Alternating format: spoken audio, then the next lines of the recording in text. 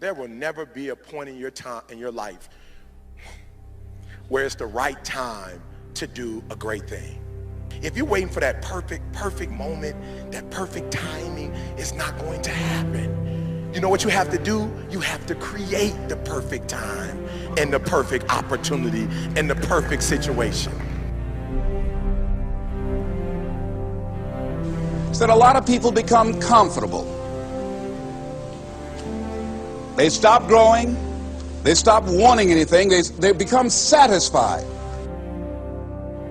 People getting ready to go to jobs that they don't like. Jobs that are making them sick. You see, when you're not pursuing your goal, you are literally committing spiritual suicide. When you have some goal out here that you're stretching for and reaching for that takes you out of your comfort zone, you'll find out some talents and abilities you have that you didn't know you have. When the messenger of misery visits you, what are you going to do? What will keep you in the game? There are things that you think you'll never need to know, that you may only need to know one time in your life, but that could save your life because you had that knowledge. Unless you attempt to do something beyond that which you've already mastered, you will never grow. What is it that you looked at some point in time and you decided that you couldn't do it, that you talked yourself out of it? You're waiting on your next door neighbor to make it happen for you. It may not happen. If you're waiting on your mother or your father, they may be so ancient in their thinking that they don't understand this opportunity that you have. And if you're waiting on them, it may never get done. You don't beg average people to be phenomenal. You don't beg good people to be phenomenal. You just are phenomenal, and you will attract phenomenal. What reason can you remember that you can call on, that you can reach on, that can make you get back up? Find that reason. If you're not where you are, if you're not where you want to be, if you don't have what you want to have, if you're not where you think you should be at this particular place, it has nothing to do with the system, but it has everything to do with the fact that you're not making the sacrifice. I want you to make that dream become a reality, because if you don't, you will be working for somebody else to make their dreams become a reality. Everybody is against you or don't believe in you no more. And let me tell you something, that's a lonely feeling. It's a lonely feeling, particularly people that you're doing it for. Most people take their greatness, take their ideas to the graveyard with them. Listen to me, if it was easy, everybody would do it.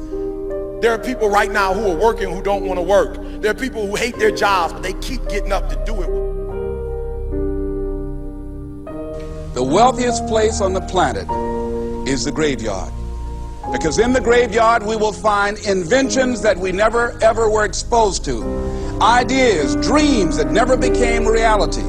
Hopes and aspirations that were never acted upon. Question is, what are you going to do with your time? What drives you? And greatness is a lot of small things done well.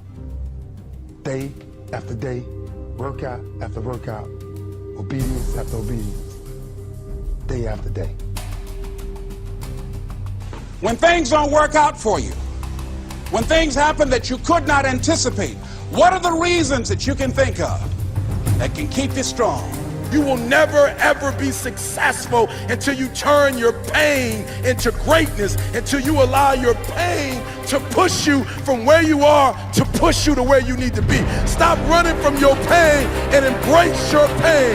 Your pain is going to be a part of your prize, a part of your product. I challenge you to push yourself. See, it's easy to be on the bottom. It doesn't take any effort to be a loser. It doesn't take any motivation, any drive in order to stay down there on a low level.